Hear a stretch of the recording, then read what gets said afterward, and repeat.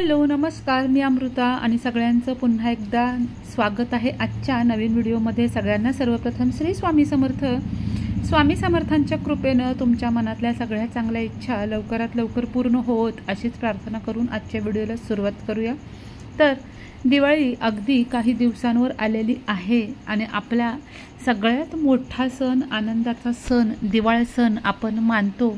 दिवाळी सणाला सगळ्यात महत्त्वाचा आणि पहिला दिवस असतो वसुबारस आणि त्यानंतर येते धनत्रयोदशी।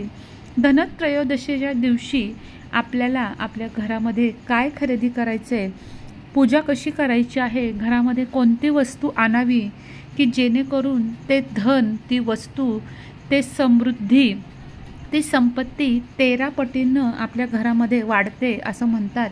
धन तेरस, धन म्हणजे संपत्ती आणि तेरस म्हणजे 13 पटीनं। म्हणजेच धनत्रयोदशीच्या दिवशी आपण जर का एखादी गोष्ट आणली पैशा संदर्भात, संपत्ती संदर्भात, तर ती 13 पटीनं वाढते असं मानलं जातं। तर आपण आजच्या व्हिडिओमध्ये पाहणार आहोत धनत्रयोदशीच्या दिवशी तुम्ही दिवाळीच्या दिवशी काय काय खरेदी करू शकता। तर यंदाची म्हणजे 2024 या सालामधली धनत्रयोदशी आहे 29 ऑक्टोबर रोजी मंगळवारी। अगदी काही दिवस शिल्लक राहिलेले आहेत। आवर्जून आपल्याला पहिली महत्त्वाची गोष्ट खरेदी करायची आहे ती म्हणजे झाडू, केरसुणी। आपल्या घरामध्ये आपण जी झाडू वापरतो तो नवीन झाडू आणण्याच्या आधी जुना झाडू घरातून काढून टाकायचा आहे। धनत्रयोदशीच्या दिवशी तुम्ही तुमच्या घरामध्ये नवीन झाडू, केरसुणी आणलं तर ते लक्ष्मीचं प्रतीक म्हणून आणल्यासारखं होतं आणि खूप चांगलं ते आपल्या वास्तुशास्त्राप्रमाणे म्हणलं गेलेलं आहे। तुमच्या आयुष्यात कधीही पैसा कमी पडू नये, संपत्तीत कायम वाढ व्हावी अशी जर का तुमची इच्छा असेल तर धनत्रयोदशीच्या दिवशी धने नक्की खरेदी करावे। तुम्ही दिवाळीच्या मालाबरोबर म्हणजे दिवाळीचा जो किराणा माल असतो त्या खरेदीबरोबर जरी धने आणले असतील तरीसुद्धा धनत्रयोदशीच्या दिवशी किमान 10 रुपयाचे, 20 रुपयाचं छोटं पाकिट का होईना धन्यांचं आणायचं आहे। धने म्हणजे कोथिंबिरीचं बी। धन्याला आपण लक्ष्मी स्वरूप मानतो, त्यामुळं या दिवशी आपण धन खरेदी करणं हे खूप शुभ समजलं जातं। धनत्रयोदशीच्या दिवशी पूजेमध्ये धने हे लक्ष्मीला आणि कुबेरांना आपण अर्पण करतो। बघा, देवी लक्ष्मी आणि गणपतीच्या आगमनानं तुमच्या घरातली जी सुख समृद्धी आहे त्यात वाढ होते। धनत्रयोदशीच्या दिवशी प्रत्येकजण सोनं चांदी खरेदी करू शकत नाही, कारण सोन्या चांदीचे भाव अगदी गगनाला भिडलेले आहेत। पण जरी तुम्हाला शक्य असेल तर नक्की सोनं किंवा चांदी अगदी थोड्या प्रमाणात का होईना, तुमची इच्छा असेल आणि बजेट असेल तर नक्की खरेदी करा। पण ज्यांना जमत नाही त्यांनी ह्या गोष्टी आणू शकता। बघा, या दिवशी तुम्ही हळद आपल्या घरामध्ये घेऊन यायचं आहे। हळदीचं हळकुंड जे असतं लेकूरवाळं ते सुद्धा आणलं तरी चालेल किंवा पावडर हळद आणली तरीसुद्धा चालेल। हळदीला आपण लक्ष्मी स्वरूप मानतो, त्याच पद्धतीनं मीठ, शक्यतो खडे मीठ जर का धनत्रयोदशीच्या दिवशी तुम्ही आणलं ते सुद्धा अत्यंत शुभ मानलं गेलेलं आहे। या दिवशी बघा, महिला वर्ग अगदी पूर्वीपासून घरामधली भांडी खरेदी करत असतो। या दिवशी आवर्जून पितळेची भांडी खरेदी केली जातात किंवा चांदीची, सोन्यापासून बनवलेली भांडी वस्तू लोक खरेदी करतात। पण आजकाल सोन्यानं किंवा चांदीनं बनवलेलं आपण जर का घेऊ शकत नसेल तर किमान पितळेची किमान भांडी आपण घेऊ शकतो। पिवळा धातू हा पितळेचा पिवळा धातू हा सोन्यासमान चकाकी असणारा आहे आणि त्या स्वरूप असल्यामुळं तो सुद्धा सोन्या इतकाच महत्त्वाचा मानलं गेलेला आहे। असं म्हणतात की या वस्तूंची खरेदी जर का आपण केली तर आपल्याला चांगलं भाग्य, यश हे मिळतं आणि वाईट दृष्टींपासून संरक्षणसुद्धा मिळतं।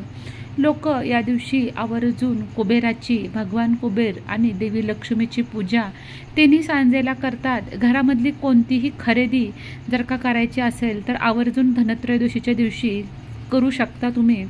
आपण या दिवशी भगवान कुबेर माता लक्ष्मीची पूजा करताना हळदी, कुंकू, तांदूळ आणि शक्यतो पांढऱ्या रंगाच्या मिठाईचा नैवेद्य भगवान कुबेरांना आणि लक्ष्मीला दाखवायचा आहे। उत्तर दिशेला आपण पूजा करायची आहे। शुभ मुहूर्तावर खरेदी करायची आहे। यंदा धनत्रयोदशीच्या दिवशी मंगळवार आलेला आहे आणि मंगळवारी दुपारी 3 ते 4:30 वाजेपर्यंत राहुकाळ असतो। त्यामुळे ही अशुभ वेळ सोडून तुम्ही इतर कोणत्याही वेळी खरेदी करू शकता। धनत्रयोदशीला 13 दिवे प्रज्वलित करण्याची प्रथा आहे। हे दिवे घरामध्ये वेगवेगळ्या ठिकाणी आपण प्रज्वलित करू शकतो, जसं की प्रवेशद्वारावर, स्वयंपाकघरात, पूजा कक्षेमध्ये, तुळशीजवळ आपण हा दिवा प्रज्वलित करू शकतो। 13 या संख्येला धनत्रयोदशीच्या दिवशी अतिशय महत्त्व आहे। आपण धनत्रयोदशीच्या दिवशी पैसे देऊ शकतो का? तर धनत्रयोदशीच्या दिवशी 1 दिवस आधी भेटवस्तू खरेदी करा किंवा पैसे दिले तर चालतं, परंतु धनत्रयोदशीच्या दिवशी शक्यतो कोणालाही तुम्ही पैसे देऊ नका। असं मानलं जातं की या दिवशी कर्जाची परतफेड करणं किंवा इतरांकडून पैसे घेणं ह्या क्रिया आपण टाळायला हव्या। ह्या तुम्हाला ह्या कर्जबाजारी करण्याकडे नेत असतात। तुम्ही धनत्रयोदशीला काय खरेदी करायचं नाहीये ते आता बघूया।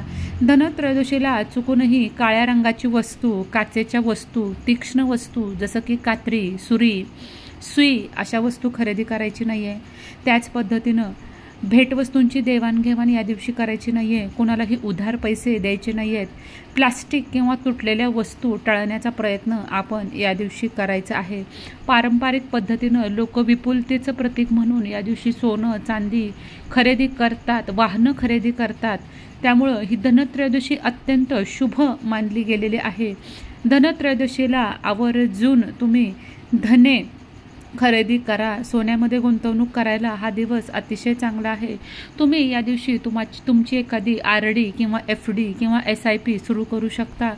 ती अधिक फलश्रुती देणारी ठरते असं मानलं गेलेलं आहे। धनत्रयोदशीच्या दिवशी कोणता रंग घालावा?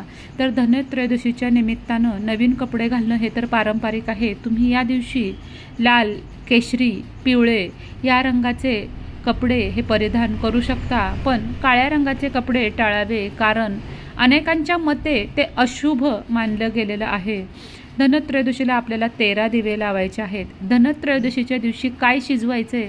तर धनत्रयोदशीच्या दिवशी तांदूळ, दूध आणि गूळ घालून बनवलेली तांदळाची खीर ही खूप शुभ आणि लक्ष्मीप्रिय आहे, म्हणून त्या दिवशी लक्ष्मीला नैवेद्य म्हणून तुम्ही ही खीर करू शकता, जी धनत्रयोदशीच्या वेळी संध्याकाळी तुम्ही नैवेद्य म्हणून माता लक्ष्मीला अर्पण करू शकता।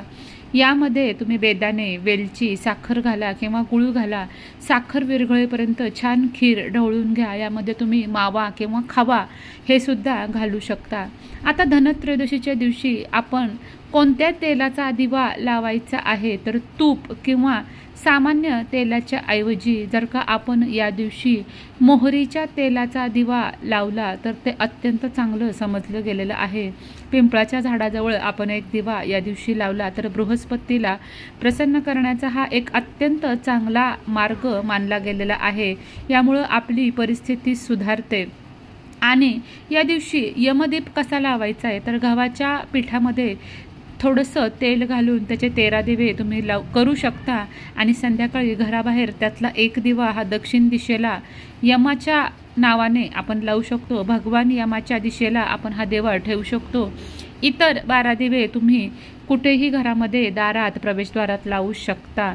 आणि मृत्यूची देवता यमाचं स्मरण करण्यासाठी या दिवशी काही ठिकाणी रात्रभर दिवे हे प्रज्वलित केले जातात।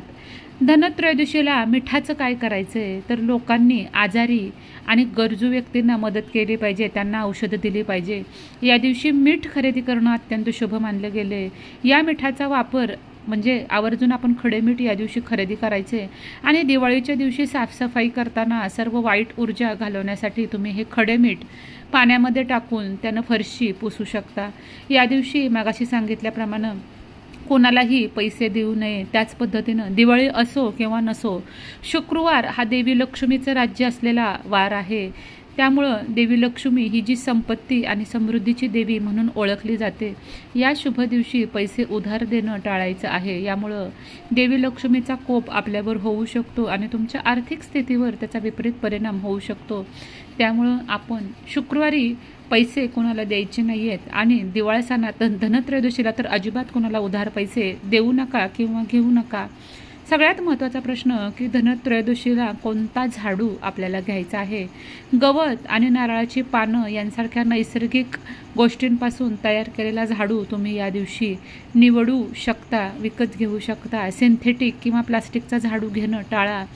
झाडू घरात आणण्यापूर्वी झाडूला एक लाल धागा आपण बांधू शकतो, रक्षासूत्र म्हणून. असं मानतात की यामुळं वाईट आत्म्यांपासून घराचं रक्षण करतो. बघा, प्रत्येकाची इच्छा. जर का आपण असं केलं तर आपल्यासाठी खूप चांगलं आहे. तर धनत्रयोदशीच्या दिवशी तुम्ही चपला खरेदी करू शकता का, पादत्राणे खरेदी करू शकता का? तर या दिवशी आपण चुकूनही चपला, सँडल, बुटं यांची खरेदी करायची नाही आहे. ते अत्यंत अशुभ मानलं गेलेलं आहे. शूज अजिबात या दिवशी घरामध्ये आणायचं नाही आहे नवीन. त्याच पद्धतीनं काचेची भांडीसुद्धा अशुभ मानली गेलेली आहेत, त्याची खरेदी अशुभ मानली गेलेली आहे. लोखंडाची भांडी चुकूनही घेऊ नका. तुम्हाला जमल्यास तुम्ही पितळ, तांबा, चांदीची भांडी घेऊ शकता. स्टेनलेस स्टीलची भांडी घेऊ शकता. आपण प्लास्टिक आणि लोखंडी भांडी या दिवशी टाळायची आहे. या दिवशी तेल खरेदी करू नका. धनत्रयोदशीच्या दिवशी तुम्हाला काय करावं काय नाही हे मी बऱ्यापैकी समजून सांगितलेलं आहे. तरीसुद्धा तुमच्या अजून काही शंका असतील तर तुम्ही मला नक्की कॉमेंट सेक्शनमध्ये विचारा. आजचा व्हिडिओ जर का तुम्हाला आवडला असेल तर व्हिडिओला नक्की शेअर करा. चॅनलला सबस्क्राईब केलं नसेल तर चॅनलला सबस्क्राईब करा. लवकरच भेटूया नवीन व्हिडिओमध्ये आणि नवीन माहितीसोबत. तोपर्यंत माझ्याकडून सगळ्यांना श्री स्वामी समर्थ आणि तुम्हाला ॲडव्हान्समध्ये माझ्याकडून शुभ दीपावली.